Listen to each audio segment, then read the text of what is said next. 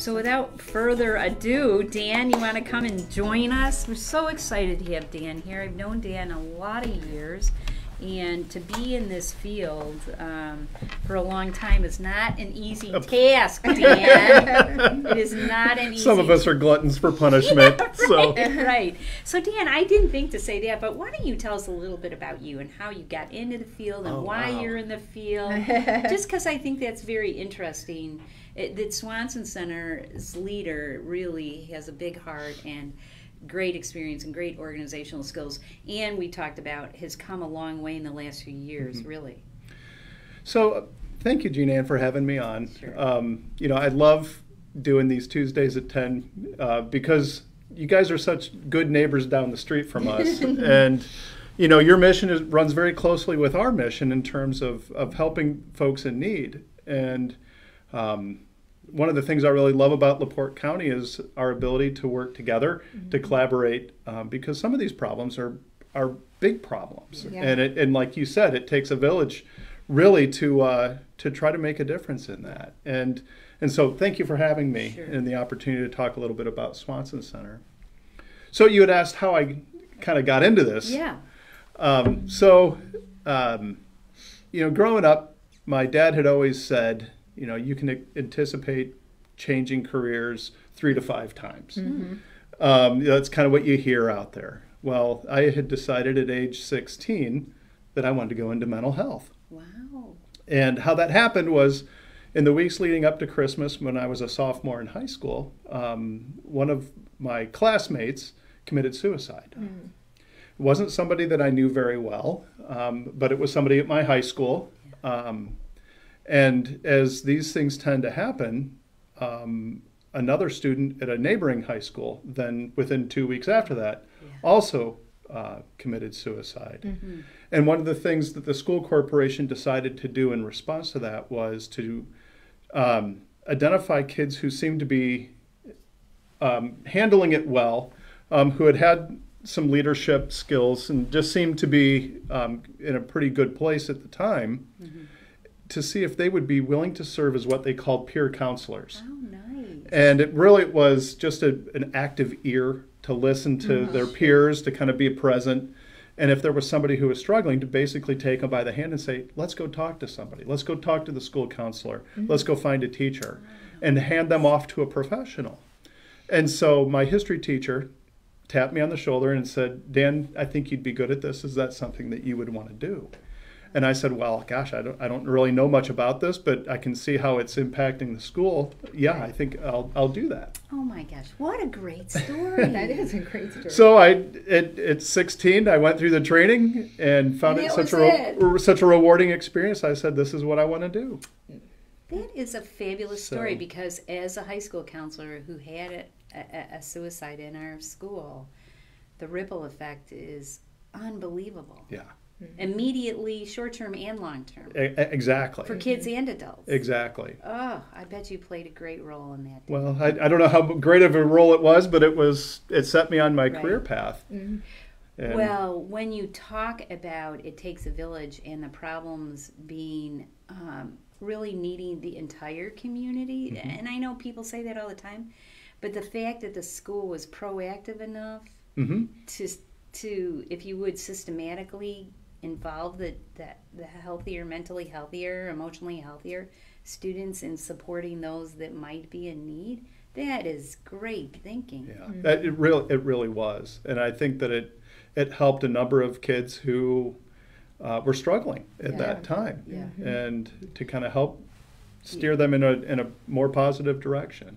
And they felt that relationship with their peer. Yeah. And then together decide to take them to the next level of, maybe we need to talk to a professional. So that makes it feels good where they don't feel alone or which direction to go. So that's awesome. I mean, you really may have saved someone's life. Really, Dan. I mean, honestly. Because I know the emotional thermometer when that happens is, oof.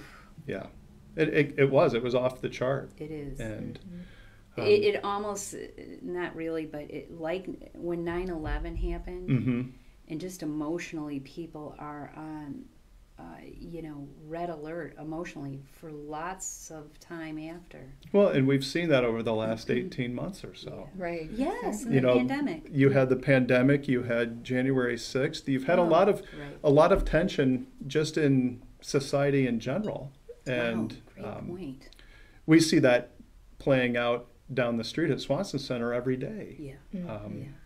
Lisa was asking me before we went on air about kind of how have things been with COVID, but on one hand, I'd said we're serving about between 20 and 25% more individuals a month since the pandemic started. Wow. And on one hand, you would think, gosh, there's a real impact here that people are struggling with. On the other hand, it's encouraging to think that many more people are actually seeking help. Yeah, that's what I was thinking too, Dan. It's great that people don't feel that this is something that has to be hidden, that they have to deal on their own, and that there are resources out there to get them over if it's just a hump or if it's something that they that it's, because it's re-educating them on what they've already known as far as resources go. Yeah. Right. Well, that's great, Dan. And if you can, we could talk all day because I love your work and what you do. But talk about Swanson Center. Sure. It is the local psychiatric, if you would, agency. And people have some positive and some negative from past, but you have done fabulous things. So maybe just explain basically what is it and how do people get help? Sure. So Swanson Center is the state-designated community mental health center for LaPorte County. And we're one of 24 centers throughout the state. Each county has a designated center that focuses on mental health and addiction services. And we have a required array of services that we are to provide, ranging from psychiatric care. So we have board-certified psychiatrists on staff to prescribe medication, and psychiatric nurse practitioners. So we prescribe psychiatric medication when that is needed. We have master's level therapists to provide all different types of therapy and counseling, whether that's for an individual or for a couple, even family therapy, and to address a wide range of issues. Not only do we see individuals for things like depression or anxiety, we also deal directly with individuals who have more serious mental health issues, individuals who are impacted with schizophrenia or bipolar disorder. That is really the role of the Community Mental Health Center, is to provide medication, to provide therapy, and then we also have case management services, which individuals who are willing to come into the home or into the community to help teach skills that you might learn in those therapy sessions. Or if the doctor is saying, you need to work on your sleep, you need to work on getting more sleep. And so the case manager can work with the individual on practicing those skills or learning those skills. And they can do that in the home, they can do that in the community.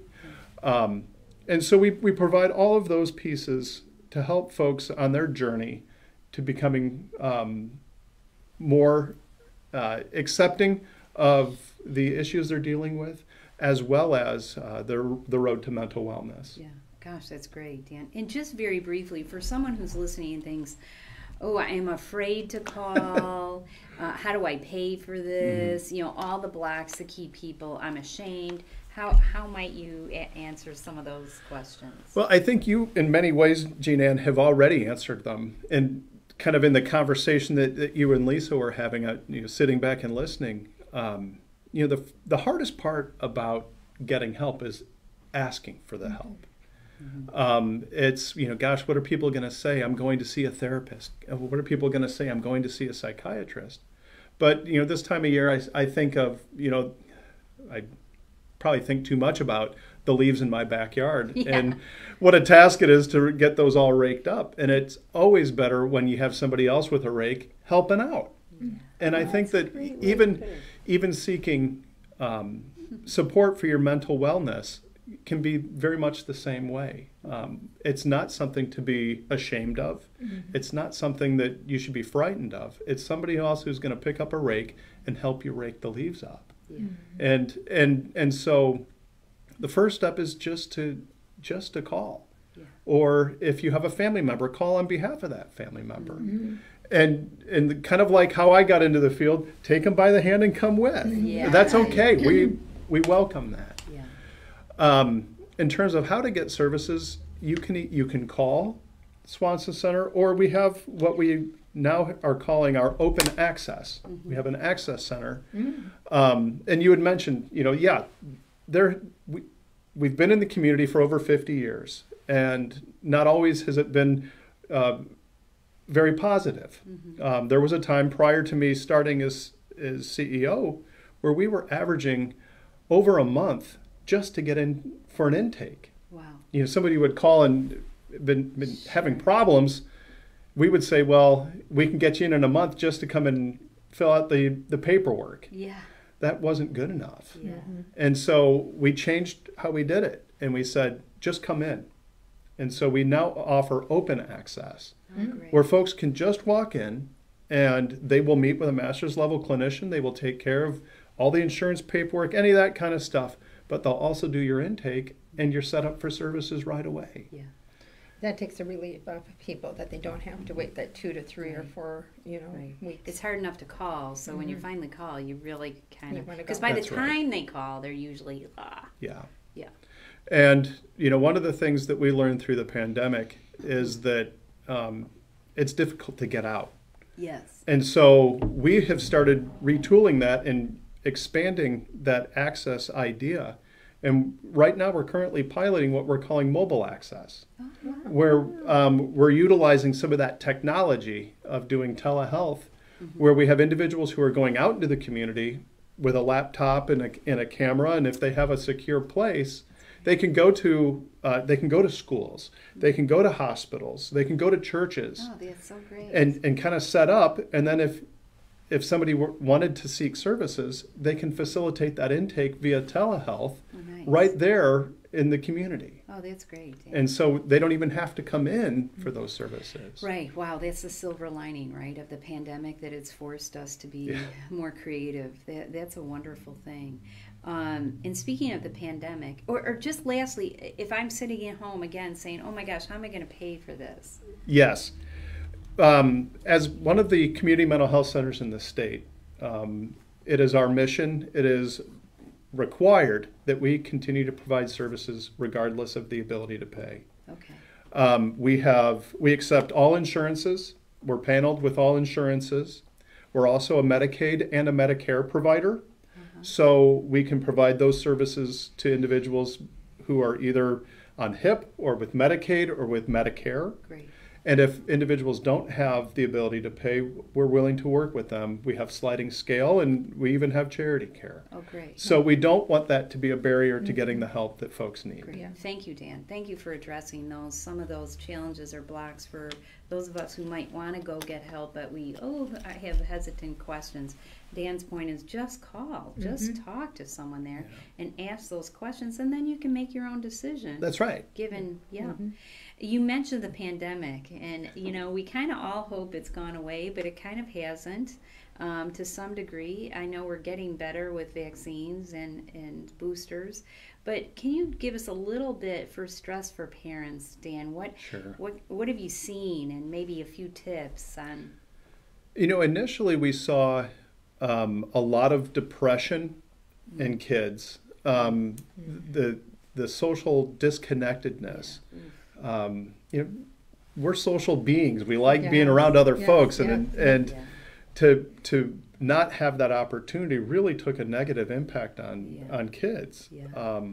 And so initially we saw a lot of that depression, and then that translated into, as things began to open up, the lack of motivation to go out and do things. Right. And so it was kind of, That's interesting. pushing kids to go do things. And as they were doing that, we noticed that kids were feeling a little more anxious about it. As we talked about, over the last 18 months, there's been a lot of, not only the pandemic, but you've had just a lot of divisiveness out there. And to think, I want to go out into that? Yeah.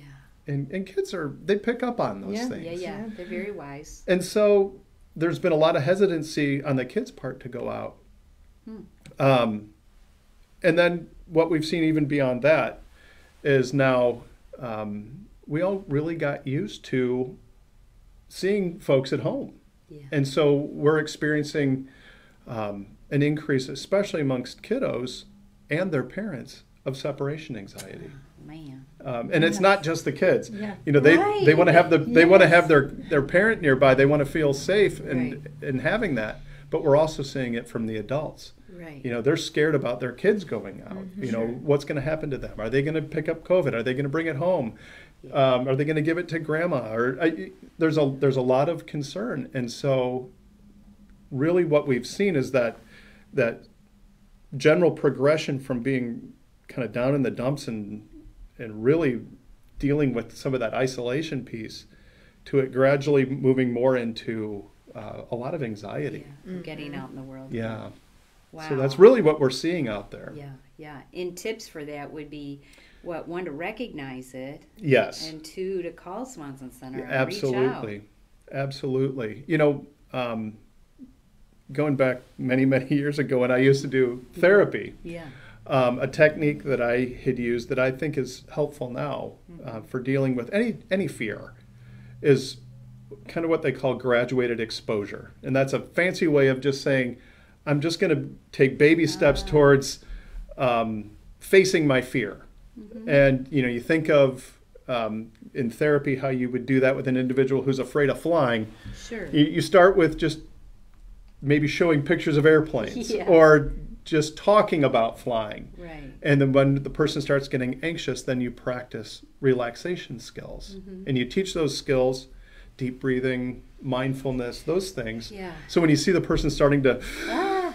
then you say, okay, Yeah. time out, let's breathe. Right. And those same techniques are helpful with dealing with some of the anxiety about the pandemic. Right. You talk about imagine what it will be like to be able to go out to the mall Yeah. or to go out to a concert. Just imagine there's a lot of people there. Yeah. Okay, so stop. Let's do some of that mindfulness. Right. Bring the pulse down, slow Right. the breathing down. Right. And what are the things that you know will help keep you safe? Well, by wearing a mask. Yes. So now imagine yourself with the mask, and you kind of take it to that next step. Sure. You know, some of those things, just to prepare kids, helps for parents. Yeah. And they can do that. You don't have to be a therapist to kind of help prepare that child for some of those things that Right. would make them anxious. Right. As far as the parent is concerned, just knowing that you're able to kind of give them something that will connect later on in the day Yeah. helps. Yeah. You know, put a note in the lunchbox or put a Sure. note in the backpack, Right. just saying thinking of you. Yes. And for the parent, that's nice for the child who in between classes or, you know, they're reaching in their backpack and they're pulling it out and they see a note from mom or from dad and they find some comfort in that. Yeah. There's some comfort for mom and dad as well in knowing They're that gonna they find extended that and they Yeah. know that they're going to find that. Right. It's just kind of a way of keeping their child present when they can't physically be present. Right. Gosh, Dan, those are such great tips. You know, the reality I hear you saying is to recognize that you're struggling with it, number one. And we live in a society where we think it's wrong that if we're struggling with something, number one. And number two, take the time physically, like you say, take a breath.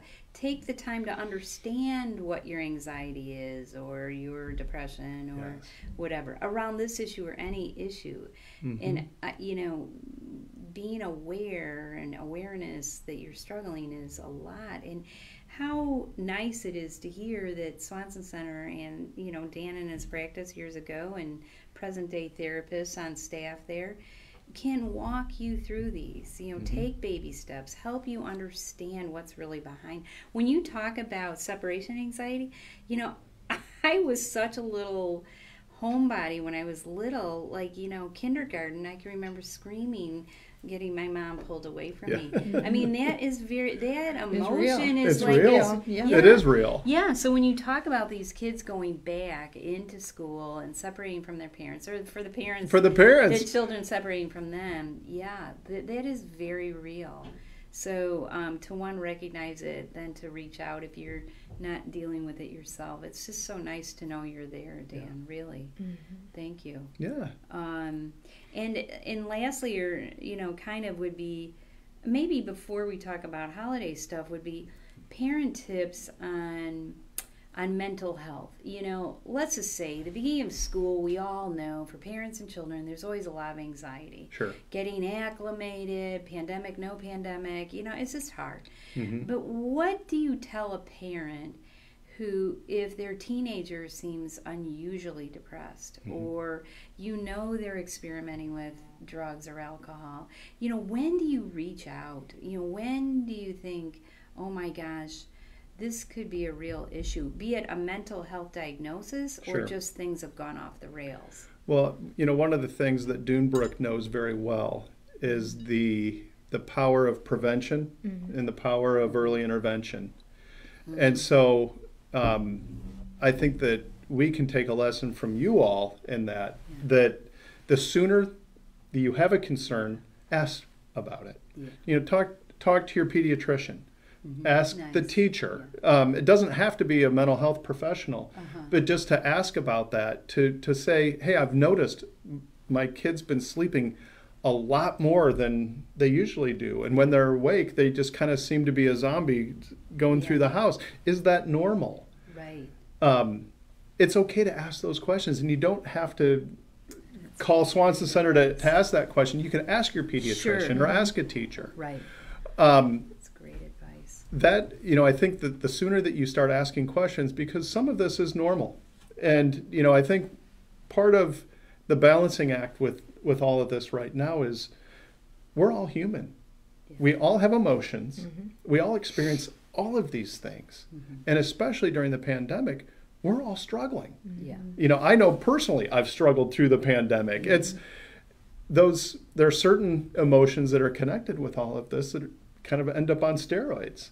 And so it's just going to go to the next level. It right? is. Yeah. It really is. Right. And so it's not weird to ask about that. Gosh, I'm really struggling with this, or my kid's really struggling with this. It's okay to ask somebody else about that. Yeah. And sometimes it's a comfort to know that somebody else is dealing with the same thing. Yes. And you know that you're not the only one, and that kind of just also helps relieve some of that anxiety. Yes, it does. So if I'm talking to you about, hey, I'm having a really difficult time with my daughter, blah, blah, blah, then you would say, well, guess what? I have that same situation, and then it makes you feel like, oh, good, I'm not alone. Gosh, so am I. Yeah. And then, well, what have you done about it? And so then you immediately jump into kind of that problem-solving piece. Right. And whereas that person may say, I tried this and it seemed to help. Any advice is going to be good advice to help along those lines. And then depending kind of on the environment, school personnel, pediatricians are skilled enough to be able to say, this kind of goes beyond.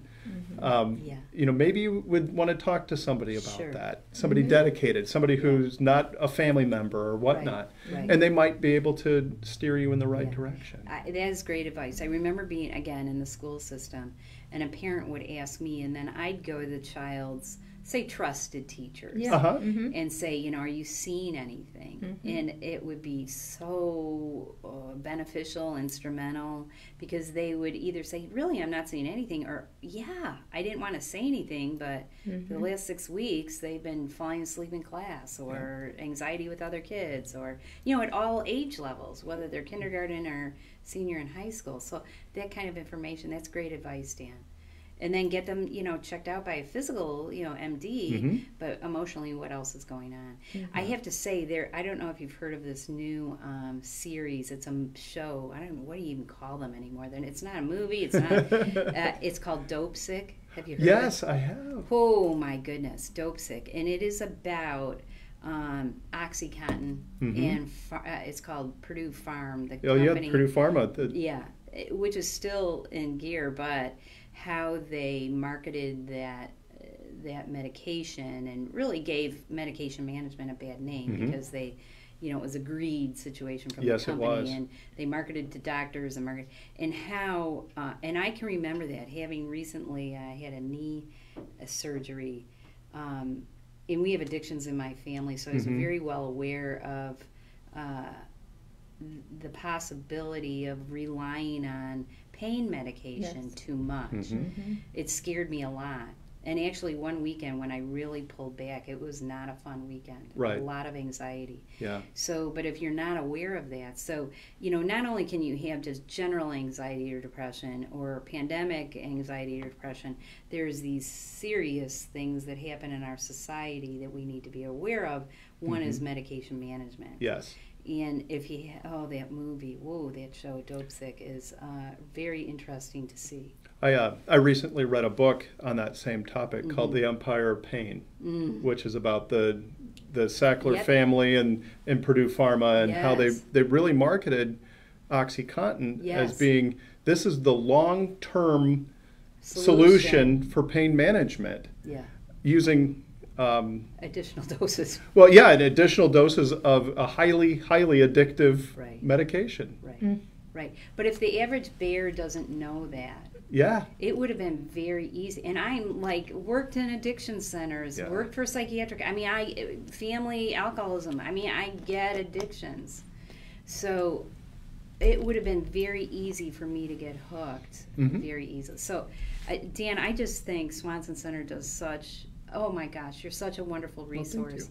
And I just would plead with everyone listening that if you or someone you love or a family member, talk about it. Do the, as you said, what is the baby step, the fancy word, the fancy phrase? Graduated exposure. Graduated exposure. I like that. I wrote it down. It's a great term. But on so many things, just take the baby step to find out.